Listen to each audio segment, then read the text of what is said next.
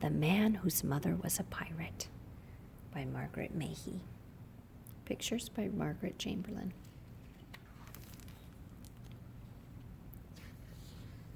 We love this book, don't we?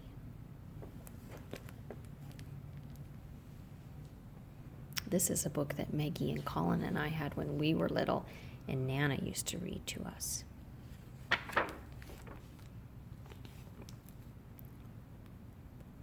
There was once a little man who had never seen the sea, although his mother was an old pirate woman. The two of them lived in a great city far, far from the seashore. The little man always wore a respectable brown suit and respectable brown shoes. He worked in a neat office and wrote down rows of figures in books, ruling lines under them.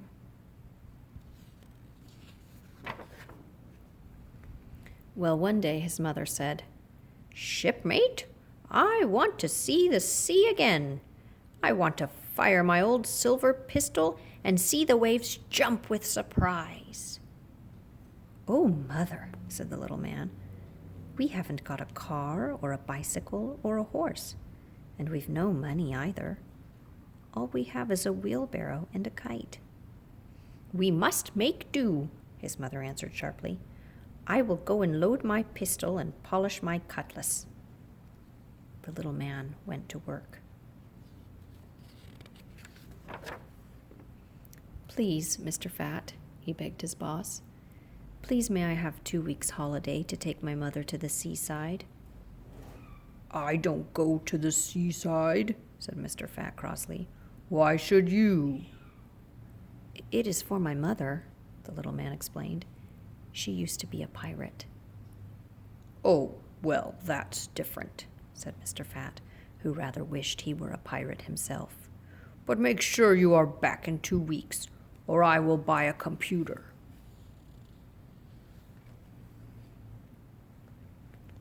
So off they set, the little man pushing his mother in the wheelbarrow and his mother holding the kite. His mother wore a green scarf and gold earrings. Between her lips was her old black pipe, behind one ear a crimson rose. The little man wore his brown suit buttoned and his brown shoes tied. He trotted along, pushing the wheelbarrow. As they went, his mother talked about the sea. She told him of its voices. "It sings with a booming voice and smiles as it slaps the ships. It screams or sadly sighs. There are many voices in the sea, and a lot of gossip, too. Where are the great whales sailing? Is the ice moving in Hudson Bay? What is the weather in Tierra del Fuego? The sea knows the answers to a lot of questions, and one wave tells another." "Oh, yes, Mother," said the little man, whose shoes hurt him rather. "Where are you off to?" asked a farmer. "I'm taking my mother to the seaside," said the little man. "I wouldn't go there myself," said the farmer. "It's up and down with the waves, in and out with the tide. The sea doesn't stay put the way a good hill does." "My mother likes things that don't stay put," said the little man.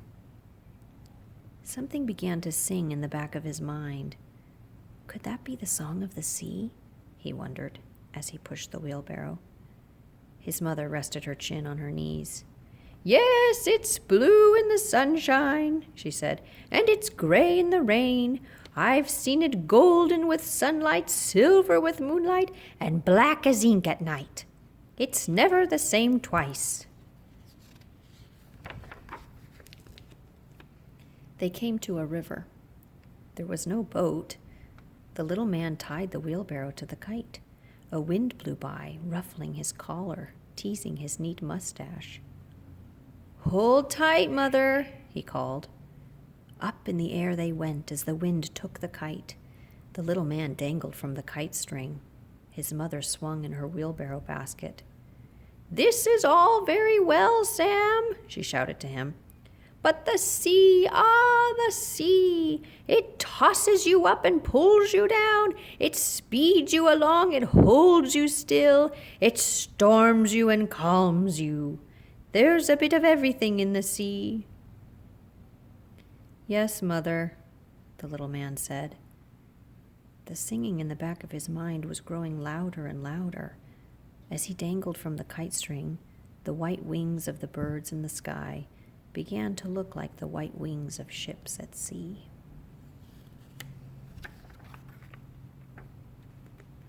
The kite let them gently down on the other side of the river. "Where are you going?" asked a philosopher fellow who sat reading under a tree. "I'm taking my mother to the sea," said the little man. "What misery!" cried the philosopher. "Well, I didn't much like the idea to start with," said the little man. "But now there's this song in the back of my mind. I'm beginning to think I might like the sea when I get there." Go back, little man," cried the philosopher. "The wonderful things are never as wonderful as you hope they'll be. The sea is less warm, the joke less funny, the taste is never as good as the smell." "Hurry up! The sea is calling!" shouted the pirate mother, waving her cutlass from the wheelbarrow. The little man trundled his mother away, and as he ran, he noticed that his brown suit had lost all its buttons. Then something new came into the wind's scent.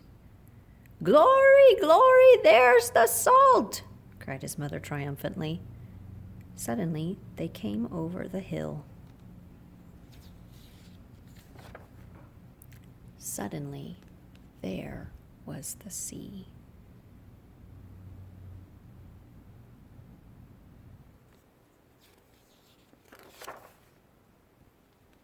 The little man could only stare. He hadn't dreamed of the bigness of the sea. He hadn't dreamed of the blueness of it. He hadn't thought it would roll like kettle drums and swish itself onto the beach. He opened his mouth, and the drift and the dream of it, the weave and the wave of it, the fume and foam of it, never left him again. At his feet, the sea stroked the sand with soft little paws. Farther out, the great graceful breakers moved like kings into court, trailing the peacock-patterned sea behind them. The little man and his pirate mother danced hippy-hoppy-happy hornpipes up and down the beach. The little man's clothes blew about in the wind, delighted to be free at last. A rosy sea captain stopped to watch them. "Well, here are two likely people," he cried. "Will you be my bosun, madam? And you, little man, you can be my cabin boy." "Thank you," said the little man. "Say aye, aye, sir," roared the captain. "Aye, aye, sir," replied the little man, just as smartly as if he'd been saying aye, aye, sir all his life.